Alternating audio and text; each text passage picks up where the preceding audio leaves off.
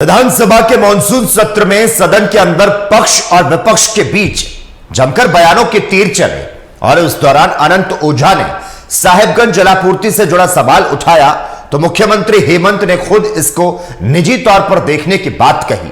वहीं विधायक मंगल कालिंदी ने कोल्हान के सरकारी स्कूल में क्षेत्रीय भाषा के शिक्षकों का मामला उठाया। देख लीजिए, मैंने कहा कि माननीय मुख्यमंत्री जी अभी गए थे हमारे यहाँ, उनके सामने भी मैंने गुहार लगाया और जब माननीय मुख्यमंत्री जी मंत्री थे, शायद माननीय मंत्री जी का मन में क्या चल रहा है मैं नहीं बता सकता, लेकिन जब मैंने कहा कि जब माननीय मुख्यमंत्री जी मंत्री के रूप में उन्होंने ही शिलान्यास किया था, शायद ये भूल गए उस समय सोचने का, या हो सकता है कि इनको मोदी फोबिया का शिकार हो गए, इसलिए जो भी चीज कहना है अच्छी बातें भी उनको खराब लग रही है। महोदय, मेरा प्रश्न है पूरा, मैंने पूछा कि साहेबगंज ग्रामीण जलापूर्ति योजना के तहत साहेबगंज ग्रामीण क्षेत्र के लोगों को 13,000 घरों को जलापूर्ति की जा रही है।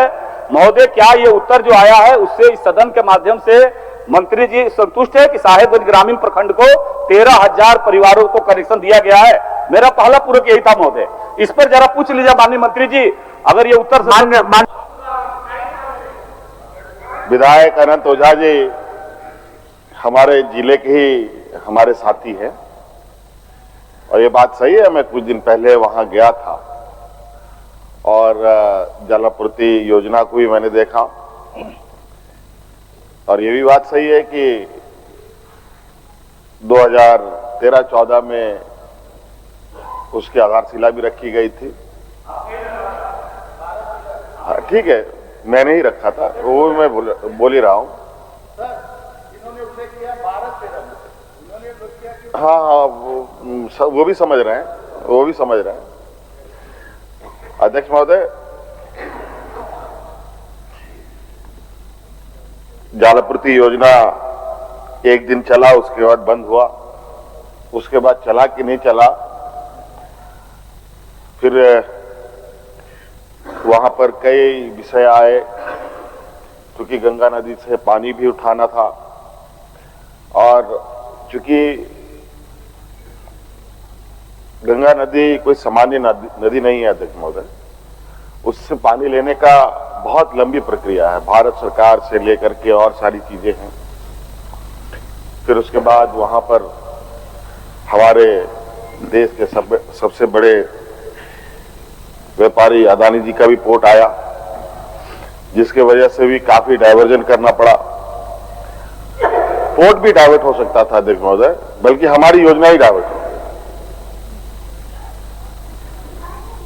तो कई अड़चने आई हैं और मैंने उस समय मंच में भी यह बात कही है।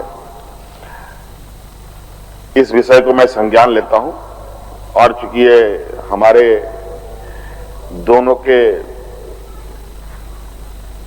एक कॉमन समस्या है और इसको मैं पर्सनली देखूंगा और इसको जल्द से जल्द पूरा करने का हम लोग मिलजुल कर काम करेंगे।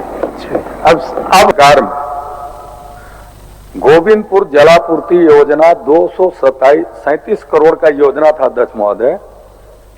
मैं किसी को दोष नहीं देना चाहता हूं, लेकिन सत्य को सामने लाने के लिए मैं खड़ा हूं आपको बोलने के लिए अध्यक्ष महोदय कि 237 करोड़ का योजना गोविंदपुर जलापूर्ति योजना इन लोगों के गवर्नमेंट में, इन लोगों के सरकार में वो योजना धरातल पर लाया गया था अध्यक्ष महोदय, लेकिन उसमें इतना घपला हुआ है अध्यक्ष महोदय, क्योंकि 15 से लेके 18 के बीच में 24,000 कंज्यूमर को पानी देना था, लेकिन वो काम इतना अनियमितता हुआ, इतना लूट हुआ उस काम में अध्यक्ष महोदय। मैं आपके माध्यम से गोविंदपुर जलापूर्ति योजना को जांच कराने के लिए मैं मांग करता हूं अध्यक्ष महोदय, क्योंकि गवर्नमेंट इन्हीं लोगों का था और लूट उस समय हुआ अध्यक्ष महोदय। मंत्री जी के काबिलियत पर किसी को शक नहीं है अध्यक्ष महोदय, लेकिन दो प्रश्न है सिर्फ। एक तो मैं खुद पीड़ित हूं रांची का विधायक होने के नाते, हटिया के विधायक नवीन जायसवाल है, जो भी शहरी क्षेत्र में हो रहा है अध्यक्ष महोदय। कनेक्शन देने का अर्थ यह नहीं होता है अध्यक्ष महोदय कि पानी उसको मिल रहा है। रांची में कनेक्शन दे दिया, पानी कहां मिल रहा है, नंबर 1। दूसरा, माननीय मंत्री जी, पांत नगर जलापूर्ति योजना का क्या है, उसका ठेकेदार से आपका संबंध क्या है? सिमडेगा में अध्यक्ष महोदय, सिमडेगा में वही स्थिति है। नीरल पूर्ति जी एस्टीमेट कमेटी के अध्यक्ष, सभापति अध्यक्ष महोदय, और उसकी फाइंडिंग्स क्या है? नीरल पूर्ति जी यदि यहाँ उपस्थित है तो बताएंगे अध्यक्ष महोदय। मेरा ये कहना है अध्यक्ष महोदय कि हम सवाल क्यों करते हैं?